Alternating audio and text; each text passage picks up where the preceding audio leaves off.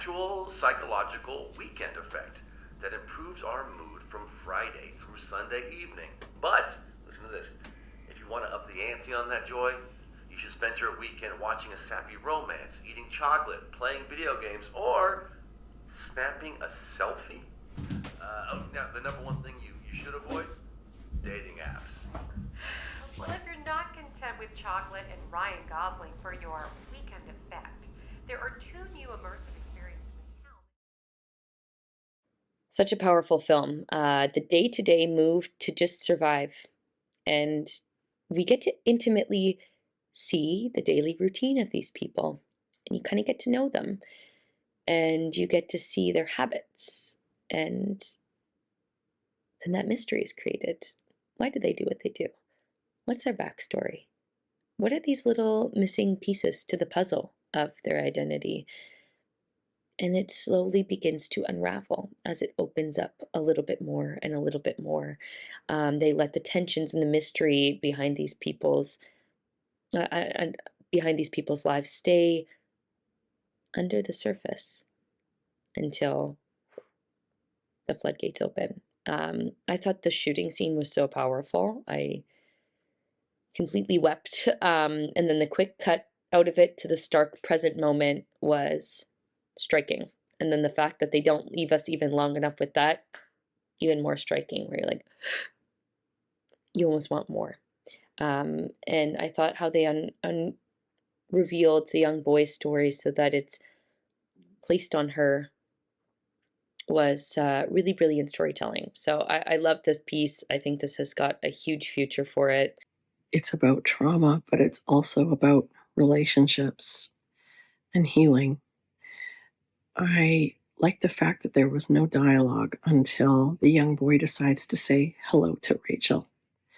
I thought that was clever. We really get to see what her day-to-day is like in the aftermath of what she's gone through. It felt like a very realistic account of Rachael's existence, this day-to-day, getting up, getting ready, going to work, which seems to be a very different job from what she was doing before. The contrast in her expression, where she wants to help the child. You can see the pain in her face. She's hesitant to help him. She's been through this before, and the loss was so great. You can see she's trying to decide whether she should go through with this or not.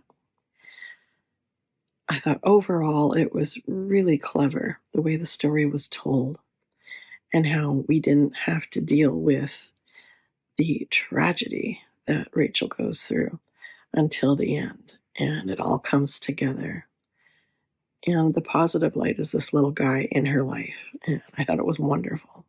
From how it starts at the very beginning, they knew how to start telling a story and kind of lure the audience in with very little dialogue, absolutely none, and using these gorgeous extreme close-up shots that are telling the story for you instead of using words. And you knew exactly what was going on, and I liked how it panned back and forth between her mourning and the boy's mourning. I thought that was wonderful. The actors, absolutely superb.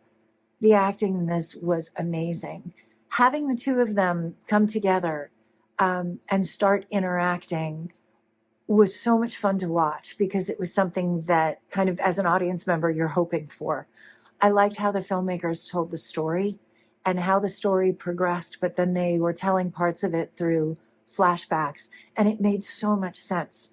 The audience takes a lot of initial clues from the cinematography, the acting, and locations, things like that. For the cinematography, there were lots of shots that were really tight on the faces, which I thought was wonderful.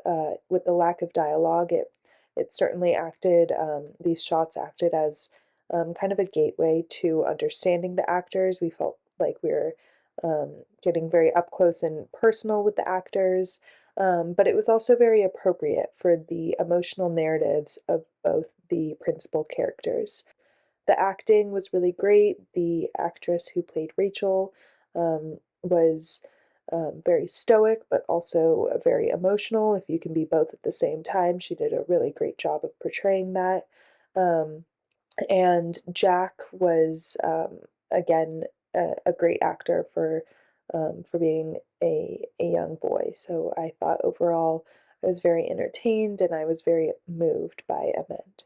I really like how the film follows this woman who's haunted by her past, and she's dealing with what happened in her past, and then she finds this young boy that basically comes in her life and changes everything. But at the same time, then she has to face her demons again. She has to face what happened. I think this is a very important. There is a very important growth by the main character, and there is a very, I would say, haunted journey from start to finish until the final, the ending and the final denouement.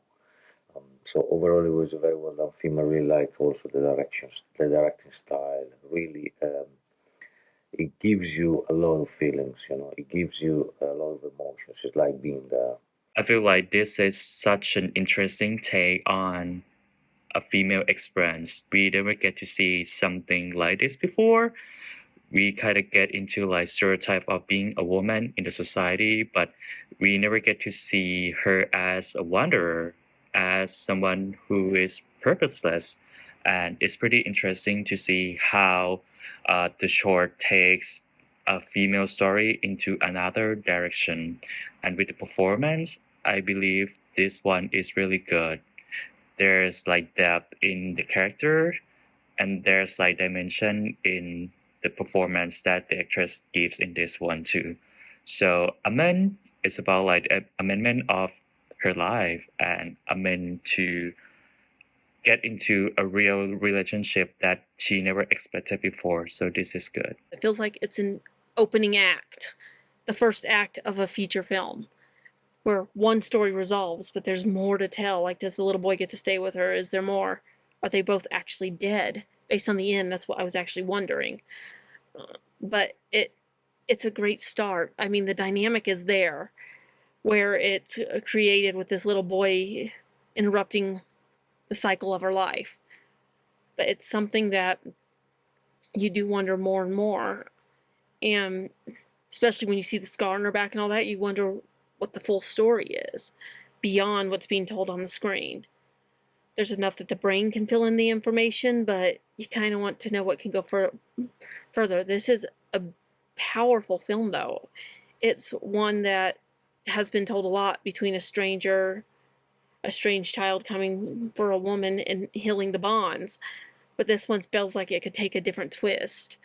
It really does feel like it's the beginning of something more, as this relationship's just beginning to build. I really liked how the story was structured as far as like she does the same thing every day, every day, every day. I like that. I love when stories do that. I love that narrative technique. And then also I'm always a sucker for like the narrative arc of the, adult that is kind of, by themselves at the beginning and then they meet a plucky kid from all the way back from Charlie Chaplin and the Kid to up to Despicable Me to that's art story arc where it's like a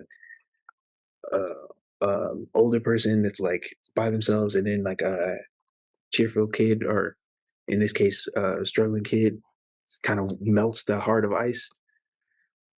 I'm a sucker for that. And then the not misdirect to pull the rug out, break our expectations with the end with the shooting. Great narrative techniques. Great writing, I feel like. Also great acting and great what's it called cinematography. So